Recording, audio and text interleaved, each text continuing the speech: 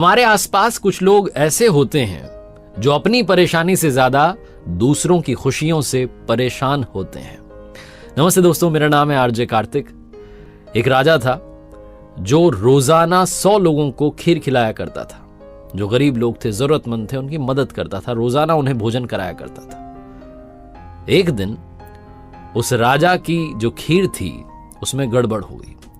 हुआ ये कि हलवाई जो था वो बर्तन को ढकना भूल गया और वहां उस रसोई में सांप आ गया और सांप ने उस खीर में विष यानी कि जहर छोड़ दिया।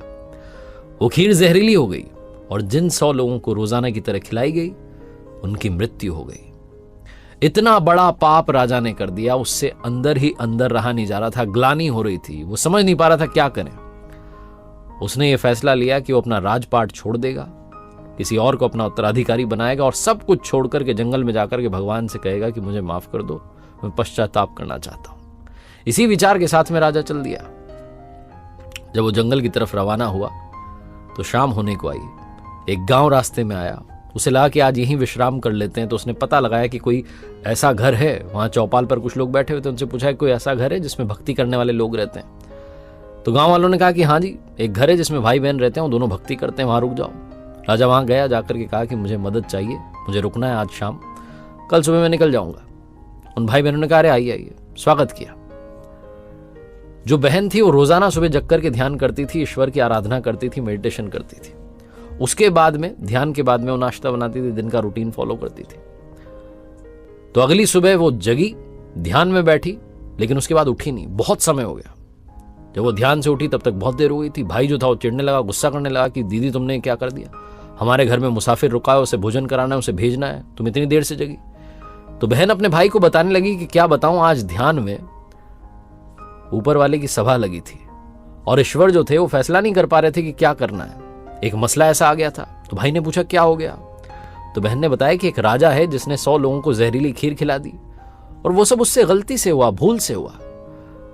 अब ईश्वर फैसला नहीं कर पा रहे हैं कि ये जो पाप है इसका ये किसको लगेगा, राजा को लगेगा, उस सांप को लगेगा जिसने जहर छोड़ दिया बर्तन में, या उस हलवाई को लगेगा जिसने वो बर्तन ढका नहीं। ये फैसला चल रहा था, बहुत लंबी बहस चल रही थी, उनकी सभा लगी हुई थी प्रभु की। तो राजा ने जैसे ही सुना उसको समझ में आया कि मेरा वाला मैटर चल रहा है। तो उसने पूछा उस बहन से कि अरे क्या हुआ फिर। तो उस लड़की ने कहा कि अभी फैसला हुआ नहीं है, कल का इंतजार करना पड़ेगा। राजा जो था उसे लगा कि अरे तो मुझे फिर से रुकना पड़ेगा, आज इस फैसले को तो जानना है कि किसको पाप लगेगा। राजा ने कहा क्या मैं एक दिन और रुक सकता हूं, मुझे कल निकलना है। राजा उसी घर में रुक गया। गांव में दिन भर चौपाल में चर्चा होती रही कि वो जो आदमी कल आया था शाम में मुसाफिर, जो कह रहा था कि मुझे भक्ति वाले घर में रुकना है, ढोंग कर रहा था। जहां उसने देखा कि एक जवान लड़की रहती है भाई के साथ में, उसकी नजर खराब हो गई। देखो आज भी वहीं रुका हुआ है। दिन भर उस राजा की बुराई चलती रही। अगली सुबह वो लड़की फिर से ध्यान में बैठी, ध्यान उसका खत्म हुआ। राजा ने फटाफट से पूछा कि अरे क्या फैसला हुआ। लड़की ने कहा कि वो ईश्वर की सभा में फैसला हुआ कि वो जो पाप है वो तो मेरे गांव में जो चौपाल पर लोग बैठते हैं वो बांट के ले गए।